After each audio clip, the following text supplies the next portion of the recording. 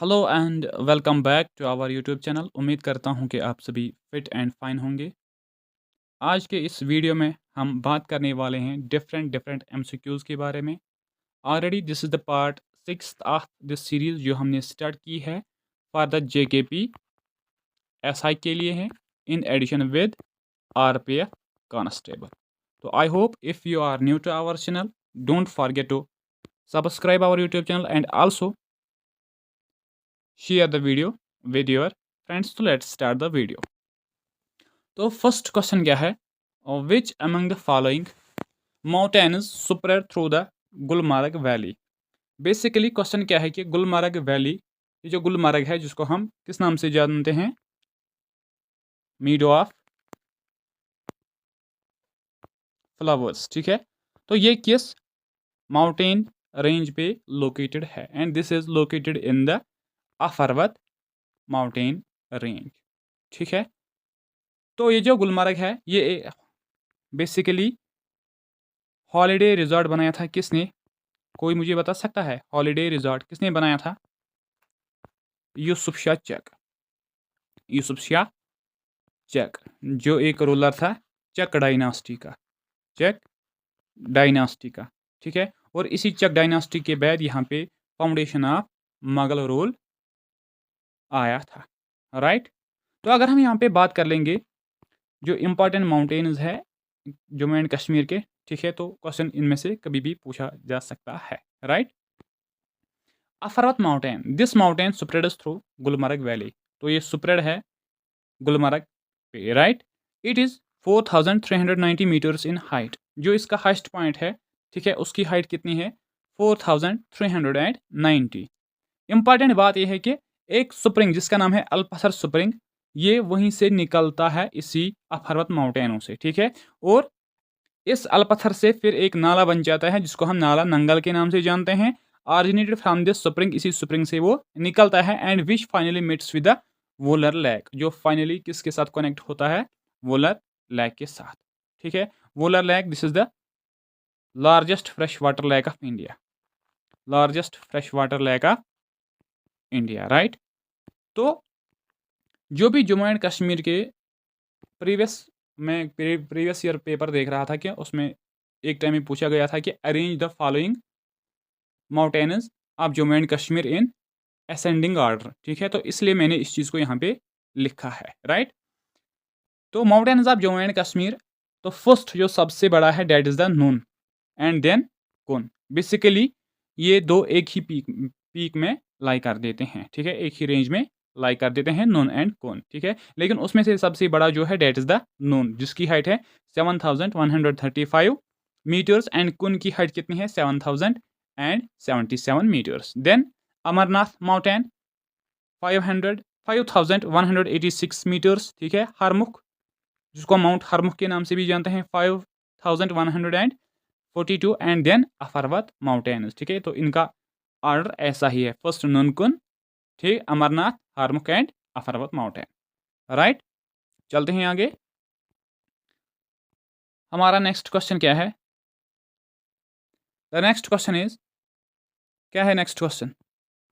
The mountain, the Himalayan mountain ranges are not a part of which among the following states. Question क्या है? ये जो Himalayan mountains है, ठीक है, ये किस सिटी से या किस स्टेट से का पार्ट नहीं बनता है, राइट। उत्तराखंड इसका पार्ट है, यहाँ से हिमालयाज फॉर्मेशन हुई, वहाँ से ये चल रहे हैं क्योंकि वहाँ पे नंदा देवी पीक वगैरह है जो पार्ट है इसी हिमालय का। यूपी का, यूपी में हिमालयन माउंटेन्स लाई नहीं कर रहे हैं, ठीक है। सिक्किम में भी कर रहे हैं, हिमाचल प्रदेश में भी, अरुणाचल प्रदेश में भी, ठीक है। तो ये सभी एरियाज हैं जिन पे लाई कर रहा है हिमालयन माउंटेन्स, ठीक है। तो अगर हम यहाँ पे मेजर फैक्ट्स देखेंगे अबाउट द हिमालयाज, हिमालयाज में सबसे पहले कौन कौन सा आता है? ग्रेटर हिमालय, जिसको हम इनर हिमालय के नाम से भी जानते हैं, हिमाद्री के नाम से भी जानते हैं एंड हिमावन के नाम से भी जानते हैं। देन मिडल हिमालयाज, जिसको हम हिमाचल और लेसर हिमालय के नाम से जानते हैं, एंड देन आउटर हिमालयाज, जिसको हम शिवालिक्स के नाम से जानते हैं, राइट। ये इंपॉर्टेंट पॉइंट है, आप प्लीज़ इनको याद रख लेना, right. The name of Himalaya means, ये जो हिमालय वर्ड है इसका मतलब क्या है? द अबोर्ड ऑफ स्नो, ठीक है। Then the Himalayan mountain system is the longest and the highest young fold mountains. ये जो हिमालयन माउंटेन सिस्टम है, this is the longest and highest young fold mountain. Important point है, ये यंग फोल्ड माउंटेन्स है। That means कि ये इनकी जो हाइट है ये डे टू डे इंक्रीज होती जा रही है, ठीक है। डे टू डे मतलब नहीं कि it takes years to increase its height, तो डेट मीन्स कि ये अभी भी इंक्रीज हो रहे हैं एंड दे आर यंग, वो ये अभी इतने पुराने भी नहीं है, right. Length of Himalayas is around 2400 kilometres. Important point है, लेंथ जो है दैट इज द 2400 किलोमीटर्स। और ये जो हिमालयाज है that starts from the Jammu and Kashmir up to कहाँ से? अरुणाचल प्रदेश तक। तो ये जो लेंथ है इनकी दैट इज द 2400 किलोमीटर्स, ठीक है।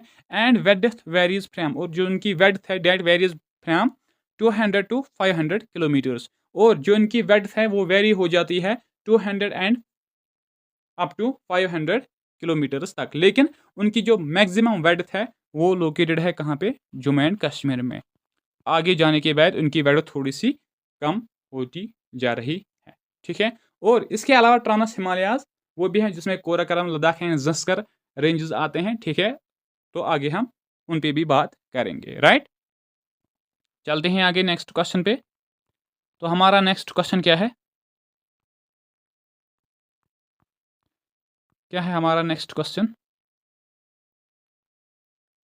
Next question is depressed class league was established by. Depressed class league ये किसने बनाई थी? तो ये बनाई थी डॉक्टर भीमराव अंबेडकर ने, ठीक है। ज्योतिबा फुले ने एक फेमस बुक लिखी है गुलामगिरी, गुलामगिरी, और उसने एक एसोसिएशन बनाई थी सत्या सुधारक समाज, ठीक है। तो इन चीज़ों को आप नोट करते रहना, ठीक है। तो अगर हम यहाँ पे बात कर लेंगे डिप्रेस्ड क्लास लीग के बारे में, ठीक है। This league was founded by doctor Bhimrao Ambedkar, ठीक है। कब फाउंड की थी? जुलाई 23 1930 में इसको फाउंड किया गया था। कहाँ पे? बम्बई में, right. It was formed to fight for the rights of the schedule caste Dalits. इस ऑर्गेनाइजेशन को इसलिए बनाया गया था कि ये लड़ें किन चीज़ों के लिए? जो भी राइट्स हैं शेड्यूल कास्ट के, दलित लोगों के। क्योंकि बी आर अम्बेडकर साहब खुद एक महार कम्युनिटी से बिलोंग कर रहा था। डैट कम्युनिटी वाज क्या था? वो दलित, ठीक है। उनको ये जो सोसाइटी को जो हायरार्की थी उसमें सबसे नीचे वो रखे जाते थे वहाँ पे पहले, ठीक है। Who were oppressed and discriminated against by the upper caste. जिन और इन लोगों के साथ, या अनटचेबल उनको हम कहते थे, उनके साथ लोग जो अपर कास्ट के लोग थे वो बहुत जुल्म कर रहे थे। तो इसी चीज़ के अगेंस्ट भीमराव अंबेडकर साहब ने क्या किया कि उसने ये ऑल डिप्रेस्ड क्लास लीग बनाया है, ठीक है। It was involved in the meetings with Lord Irwin and demanded the provision for separate electorate in India for the depressed class. फिर क्या हुआ कि भीमराव अंबेडकर ने जब ये बनाई, ये ऑर्गेनाइजेशन बनाई, फिर उसने लॉर्ड इरविन के साथ मीटिंग्स की और उसको बताया कि अब काम क्या कीजिए कि आप एक प्रोविजन रखिए किस चीज़ के लिए? Separate electorate. किन लोगों के लिए? डिप्रेस्ड लोगों के लिए, ठीक है। क्योंकि उनको भी हक देना चाहिए, right. Later it became schedule castes federation in 1942, और 1942 में उसको किस नाम से रिप्लेस किया गया है? Schedule castes Federation. And then in Republic Party of India 1957। तो आफ्टर इंडिपेंडेंस इसको रिपब्लिक पार्टी ऑफ इंडिया के नाम से माना गया है। तो अगर हम यहाँ पे बात करेंगे किसके बारे में? भीमराव अंबेडकर के बारे में। He was from Mahar community, जो जिनको उस टाइम पे कहा जाता था कि they were untouchables, right. And this Bhimrao Ambedkar was the chairman of the drafting committee, ठीक है, जो during the formation of constitution बनाई गई थी, एक इंपॉर्टेंट कमेटी थी, राइट। चलते आगे नेक्स्ट क्वेश्चन पे। तो नेक्स्ट क्या है? Next is which among the following is not correctly matched. इनमें से कौन सा एक करेक्ट मैच नहीं है? बॉमडीला पास, ये हमें देखने को मिल रहा है कहाँ पे? अरुणाचल प्रदेश से। Nathula pass, this is in the Sikkim, right. Borghat pass Himachal Pradesh, नहीं, दिस इज रॉन्ग। बोरघाट हमें देखने को मिल रहा है कहाँ पे? महाराष्ट्र में, महाराष्ट्र में, राइट। तो आंसर क्या होगा, हमें इनकरेक्ट पहचाना था, that's the option number C, Palghat pass is in Kerala. ठीक है, हिमाचल में कौन कौन से पास हमें देखने को मिलते हैं, कौन कौन से, बारालाचा, ठीक है ना, ऐसे बहुत सारे पासेस हैं जो हमें वहाँ देखने को मिल रहे हैं। राइट, चलते हैं आगे नेक्स्ट क्वेश्चन पे। नेक्स्ट क्वेश्चन क्या है, next question is which of the following is an incorrect statement about the constituent assembly. Constituent assembly में इनमें से कौन सा इनकरेक्ट स्टेटमेंट है रिगार्डिंग द कॉन्स्टिट्यूएंट असेंबली। तो पहले देखेंगे, it worked with the help of large number of committees, the most important among them being the drafting committee. Of course constitution बनाने के लिए बहुत सारे कमिटीज बनाए गए थे और इनमें से एक इंपॉर्टेंट कमेटी थी, that was the drafting committee, जिसका हेड था डॉक्टर भीमराव अंबेडकर। ठीक है, ये दिस पॉइंट इज राइट। ठीक है, minority communities like Christians, Anglo-Indians and Parsis were adequately represented in the assembly, ये भी सही है। ठीक है, it was elected on the basis of universal adult franchise, नहीं, दिस इज रॉन्ग, क्योंकि उस टाइम पे सिर्फ कुछ लोग वोट कर सकते थे, जो लोग हायर टैक्स पेयर्स थे उस टाइम पे। ठीक है, तो यूनिवर्सल एडल्ट फ्रेंचाइज के प्रिंसिपल पे ये इलेक्ट नहीं की गई थी। राइट, तो नेक्स्ट क्या है, next point is it is electoral process was based on the 6th schedule of the act of 1935 which allowed for a restricted franchise based on tax, property and educational qualification। बिल्कुल सही बात है, क्योंकि उसके vote डालने वाले वही लोग थे जो हाईएस्ट टैक्स पेयर्स थे। ठीक है, तो यहाँ पर बात आ रही है गवर्नमेंट एक्ट ऑफ 1935, इसके लिए जवाहरलाल नेहरू ने एक फ्रेज यूज़ की थी, new act of slavery, new act of slavery. ठीक है, लेकिन ये जो एक्ट है 1935 का, इसका 1/3 पार्ट, हमारा जो कॉन्स्टिट्यूशन है 1/3 part is taken from this act. ठीक है, तो नेक्स्ट क्या है, in computing what is the full form of AARP। Computer language में या कंप्यूटर वर्ल्ड में AARP का फुल फॉर्म क्या है। तो दिस इज क्वेश्चन, तो अब यहाँ पे हम देख लेंगे AARP का फुल फॉर्म क्या है। That is the AppleTalk address resolution protocol. ठीक है, इसमें डिस्कस करने वाली कोई बात नहीं है, हमें जनरली ये याद रखना है। ठीक है, I hope guys if you are new to our channel, I hope you will do subscribe our YouTube channel and also join the Telegram channel. ठीक है, and also share the video with your friends. तो Telegram आप ज़रूर join कीजिएगा for PDF and, ठीक है, right. चलते हैं आगे, तो नेक्स्ट क्वेश्चन क्या है, choose the wrong one among the following pairs. यहाँ भी हमें रॉन्ग वन चूज करना है। मानसर लेक ये लोकेटेड है कहाँ पे, जम्मू में। ठीक है, Karewas Kashmir, this is located Kashmir में ही, केरेवाज जिसमें से फेमस केरेवाज है जिसको हम कहते हैं वुडर, केरेवाज मीन्स की वुडर। कश्मीर में कौन सी वुडर फेमस है, पामपोर वुडर, किस चीज़ के लिए, फॉर सैफरान। ठीक है, right. Salim Ali national park Kulgam, नहीं, दिस इज रॉन्ग, तो आंसर होगा Salim Ali national park is in Srinagar. ठीक है, राइट। चलते हैं आगे, Bringi river, Bringi river this is also wrong. ठीक है, Bringi river is the tributary of Jhelum river, not की इंडस। तो हमें चूज करना था क्या, रॉन्ग वन, तो ये भी रॉन्ग है और C and D are wrong, C and D answer होगा। ठीक है, Bringi river is the tributary of Jhelum. Indus river की अगर हम यहाँ पे बात कर लेंगे, ये कहाँ से ऑरिजिनेट होता है, कैलाश रेंज पे एक ग्लेशियर है जिसको हम बुखरछू ग्लेशियर के नाम से जानते हैं, ये कहाँ पे लोकेटेड है, तिब्बत में। राइट, चलते हैं आगे, तो नेक्स्ट क्वेश्चन क्या है, नेक्स्ट क्वेश्चन इज क्या है, next question, next question is the term socialist was brought into the preamble of the Indian constitution by which amendment.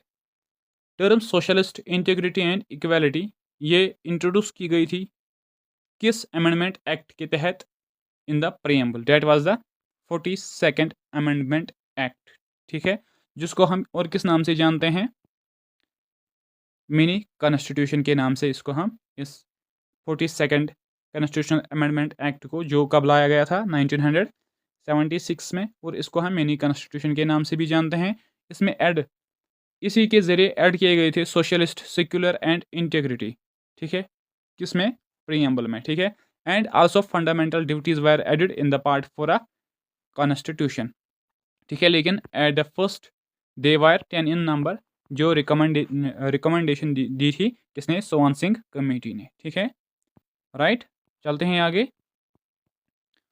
तो नेक्स्ट क्वेश्चन क्या है, which river after entering Bangladesh is known as by which one of the following names, river Ganga जब वो enter कर रही है बांग्लादेश में, तो फिर इसको किस नाम से जाना जाता है वहाँ पे, कोई बता सकता है?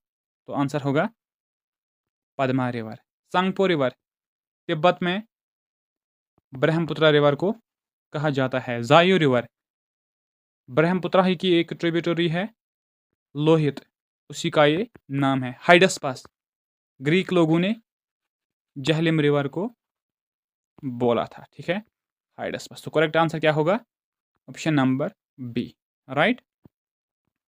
तो अगर हम यहाँ पे देख लेंगे कि ये जो गंगा है, ठीक है, बेसिकली दो ट्रिब्यूटरीज निकल रही हैं। द फर्स्ट इज अलकनंदा, ठीक है, and Mandakini, they move further. तो इस अलकनंदा के साथ भागीरथी एक जो गंगोत्री रिवर से, सॉरी ग्लेशियर से निकल रही है, वो मेट हो जाते हैं इस अलकनंदा से, कहाँ पे, देवप्रयाग में, and thereafter forms the Ganga river, ठीक है, जिसकी लेंथ है 2525, ठीक है, kilometres, right, and this is the largest river of India. फिर ड्रेन हो जाती है कहाँ पे, बे ऑफ बंगाल में, ऑलराइट। जब यही रिवर बांग्लादेश में मेट हो जाती है किसके साथ, ब्रह्मपुत्र के साथ, तो फिर ये दोनों फॉर्म करते हैं सुंदरबंस डेल्टा, जो मैंग्रोव्स के लिए फेमस है, एंड फार्मर्स, फिर उसका नाम बन जाता है मैग्ना रिवर, ठीक है, राइट। चलते हैं आगे अपने नेक्स्ट क्वेश्चन पे। तो नेक्स्ट क्या है, नेक्स्ट क्वेश्चन इज, क्या है next question, which among the following is not true about the Cripps mission. आज के सेशन में सिर्फ हमें यही देखना है कि नॉट ट्रू, ठीक है, कोई ट्रू वाला नहीं आया ही नहीं आज कुछ। तो अब क्या है, नॉट ट्रू, हमें बताना है कि कौन सा इनमें से ट्रू नहीं है रिगार्डिंग द क्रिप्स मिशन। तो dominion states at the end of war, उन्होंने ये बात की थी कि बेसिकली क्रिप्स मिशन इंडिया में इसलिए भेजा गया था क्योंकि उस टाइम पे वर्ल्ड वार सेकंड चल रहा था, तो ब्रिटिश लोग चाहते थे कि इंडिया के लोग इसमें पार्टिसिपेट करें। लेकिन वो जब यहाँ आए, उन्होंने कहा कि हम इंडिया को डोमिनियन स्टेटस देंगे आफ्टर द वार, ये इसमें सही पॉइंट था। लेकिन इंडियंस वायर उन्होंने 1929 में ही पूर्ण स्वराज का कंसेप्ट यूज़ किया था। अब डोमिनियन स्टेटस नहीं, अब हमें कंप्लीट इंडिपेंडेंस चाहिए, क्योंकि ये मिशन फिर फेल ही हो जाता है, right. Acceptance of the constitution framed by the constituent assembly, ये भी सही है, उन्होंने एक्सेप्ट किया था कि अब हम आप लोगों को कॉन्स्टिट्यूशन फ्रेम करके देंगे, but after the war, right. The formation of new executive council with equal representation for both Hindus and Muslims, नहीं, इसकी कोई बात वहाँ पे नहीं की गई थी, क्योंकि उनका सरदर्द उस टाइम वर्ल्ड वार सेकंड था, राइट। एनी प्रेवेंस को remain outside the Indian union, हाँ, उन्होंने ये बात भी कही थी कि जब इंडिया को हम आज़ाद करेंगे, तो जो भी इंडिया की कोई भी प्रिंसली स्टेट हो, वो जिसके साथ रहना चाहेगी वो रह सकती है, चाहे वो ब्रिटिश या इंडिपेंडेंट, ये बातें सभी इसमें की गई थी, ठीक है। तो अगर हम यहाँ पे देख लेंगे, the Cripps mission was sent by the British government to India in March 1942, important point है, to obtain cooperation for the British war efforts in the second world war. किस चीज़ के लिए इसको भेजा गया था, कि ये ब्रिटिश लोगों को हेल्प करे या मिलिट्री असिस्टेंस इंडिया लोग प्रोवाइड करे in the second world War. It was headed by sir Richard Stafford Cripps, a Labour minister in the Winston Churchill coalition government in Britain. तो इसका हेड कौन था, that was the Stafford Cripps, ठीक है। Following the war of World War second, the Cripps mission had several reasons to come India, the reasons are given below. लेकिन उस time पे ये क्यों आया था, उसके पीछे बहुत सारे रीजंस थे, ठीक है। तो फर्स्ट रीजन क्या था, डेट वाज क्या था first reason? Britain suffered many losses in south east Asia and Japan's threat to invade India seemed real threat for them, hence Britain wanted India's support. Reason ये था कि British लोग पहले इस सेकेंड वर्ल्ड वॉर में last की ओर जा रहे थे, ठीक है, और जापान भी बहुत पावरफुल उस टाइम पे आया था। उसने हिरोशिमा नागासाकी वगैरह इन एरियाज पे बम ऑलरेडी लगाए थे। सॉरी, पर्ल हार्बर, फिर अमेरिका ने इसमें हिरोशिमा नागासाकी पे बम लगाया था। पहले जो जापान ने बम लगाया था, उसने पर्ल हार्बर के जो मिलिट्री बेस था यूएसए का, उस पर बम लगाया था, ठीक है। तो जब जापान अब धीरे धीरे आगे आ रहा था कि ब्रिटिश लोगों को ये थ्रेट था कि अब ये हम पे हमला करेंगे, तो इसलिए अब हमें ज़रूरत है कि अपनी आर्मी हमें एक्सपेंड करनी है। इसलिए वो इंडिया के लोगों के पास आए कि आप हमें असिस्ट करो इन दिस वार, ठीक है। नेक्स्ट वाज जो रीज़न था, Britain was pressurised by the allies of USA, USR and China to seek the India's cooperation. और ब्रिटिश लोगों पे ये फोर्स किया गया था कि आप मदद ले लो, किन से? इंडियन लोगों से। Indian nationalist had agree to support the allied as they hoped for the immediate transfer of substantial power and complete independence after the war. क्योंकि पहले इंडिया के लोगों ने थोड़ा सा इसमें पार्टिसिपेट करने की इच्छा जताई थी, क्योंकि उनकी उम्मीद थी कि ये हमें कंप्लीट इंडिपेंडेंस देंगे आफ्टर द वार। लेकिन जब उन्होंने कहा कि हम डोमिनियन स्टेटस देंगे आफ्टर द वार, तो उन्होंने अपना जो इच्छा थी पार्टिसिपेट करने की, वो उन्होंने रद्द कर दी, राइट। तो नेक्स्ट क्या है? Next is in Indian political system which one is supreme. Indian political system में सबसे हाइस्ट लेवल जो है वो किस चीज़ की है, ठीक है? द सुप्रीम कोर्ट, ठीक है, the constitution, the parliament and the religion. तो इंडियन पॉलिटिकल सिस्टम में सबसे ज़्यादा जो हाइस्ट पॉइंट माना जाता है, डेट इज़ द कॉन्स्टिट्यूशन। तो कॉन्स्टिट्यूशन का आइडिया कब दिया गया था? 1934 में। किसने दिया था? एम.एन.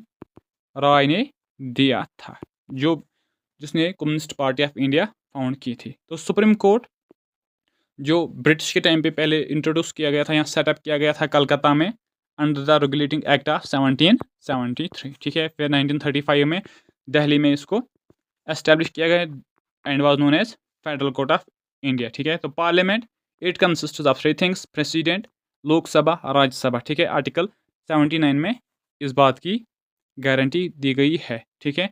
तो इंडिया एक सेक्युलर कंट्री है, राइट। चलते हैं आगे। तो नेक्स्ट क्वेश्चन क्या है? The next question is Andaman and Nicobar are. Andaman and Nicobar ये है क्या, ठीक है? Two islands in the Bay of Bengal. Two islands नहीं है, ठीक है। Group of islands in the Bay of Bengal, this is the correct, कि एक ग्रुप ऑफ आइलैंड्स है। इसमें कहा जाता है कि 572 आइलैंड्स है नियर अबाउट, ठीक है। और इसमें 38 इनहेबिटेड है, right. Group of islands in Arabian sea, नहीं, ये भी गलत है। Two islands in the Indian ocean, ये भी गलत है। तो अगर हम यहाँ पे बात कर लेंगे अंडमान एंड निकोबार आइलैंड्स के बारे में, ठीक है। The Andaman and Nicobar islands is a union territory of India comprising of 572 islands, of which 38 is inhabited. Basically, this is the UT of India, जिसमें 572 islands हैं and among them 38 पे लोग रह रहे हैं, ठीक है।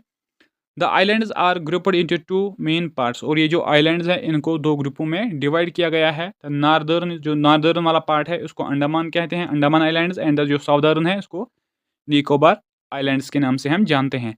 ये the Andaman and Nicobar both are separated by a 150 kilometre wide channel, water channel, जिसको हम 10 डिग्री चैनल के नाम से जानते हैं। इंपॉर्टेंट पॉइंट है। The Andaman group is further divided into, वो जो अंडमान ग्रुप है इसको भी डिवाइड किया गया है into two, great Andaman and little Andaman. लेकिन इनके बीच में एक लाइन है जिसको हम कहते हैं Duncan passage. The capital and the largest city of the UT, जो इसकी कैपिटल है Port Blair, and this is the also largest city, जिसको हम ऑफिशियल नेम जिसका है श्री विजयपुरम, ठीक है। तो कैपिटल कौन सी है अंडमान एंड निकोबार आइलैंड्स की? That is the Port Blair, ठीक है।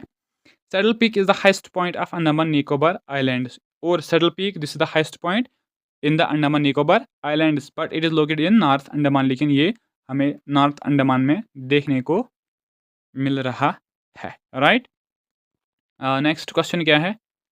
Next question is On 6th July 1942, at the Working Committee of the Congress, Mahatma Gandhi discussed for first time his Quit India policy. The president of the committee was basically question is कि गांधी जी ने जब first बार quit India की बात की है, इस idea पे चर्चा किया है, उस टाइम कांग्रेस कमेटी की मीटिंग जो हेल्ड की गई थी उसका प्रेसिडेंट कौन है? तो प्रेसिडेंट वाज मौलाना अब्दुल कलाम आज़ाद। तो अगर हम यहाँ पे क्विट इंडिया मूवमेंट की बात करेंगे जो स्टार्ट हुई थी 8 अगस्त 1942 में, इसको हम अगस्त मूवमेंट के नाम से भी जानते हैं या अगस्त क्रांति के नाम से भी जानते हैं। और इस मूवमेंट में गांधी जी ने नारा दिया था do or die, do or die, ठीक है। इसको हम लीडरलेस मूवमेंट के नाम से भी जानते हैं, लीडर लेस मूवमेंट। और यह ये स्टार्ट की गई थी ग्रैंड ट्रंक मैदान से, और वहाँ पे एक लेडी ने इंडियन फ्लैग फॉल किया था और उसका नाम था अरुणा आसिफ अली, अरुणा आसिफ अली, जिसको हम ग्रैंड लेडी ऑफ इंडिया के नाम से जानते हैं। पंडित जवाहरलाल नेहरू, इसने एक बुक लिखी थी discovery of India, discovery of India, और उसमें इसने क्या लिखा था कि जो first modern man of India है डेट इज़ राजा राम मोहन राय। और इसी बुक में उसने लिखा था कि जो 1935 का एक्ट आया था, this is the new act of slavery, right, ठीक है। राजा गोपाल आचार्य ने कौन सी फार्मूला दी थी? चलो आप वो कमेंट सेक्शन में बता देना, ठीक है। डॉक्टर एनी बेसेंट, बेसिकली ये आयरलैंड की एक लेडी थी, ठीक है, जिसने यहाँ पे क्या किया था, क्या किया था, कौन सी मूवमेंट उसने यहाँ पे चलाई थी? बोलो। 1916 में, बोलो कौन? Home rule league, home rule league 1916 में, जिसका हेड क्वार्टर था अदियार मद्रास में, ठीक है। और उसके बाद जो कांग्रेस का सेशन हुआ था उसमें इस एनी बेसेंट को प्रेसिडेंट बनाया था, and she was the first women जो प्रेसिडेंट बनी थी कांग्रेस की। और इंडिया की फर्स्ट वुमेन जो कांग्रेस की प्रेसिडेंट बनी थी डेट वाज सरोजिनी नायडू। कब? 1925 में, ठीक है। All these facts are important for you, I hope you will remember all these things, right. तो चलते हैं आगे।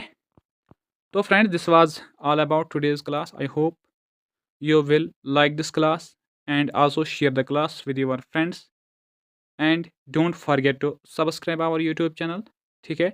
Thank you so much.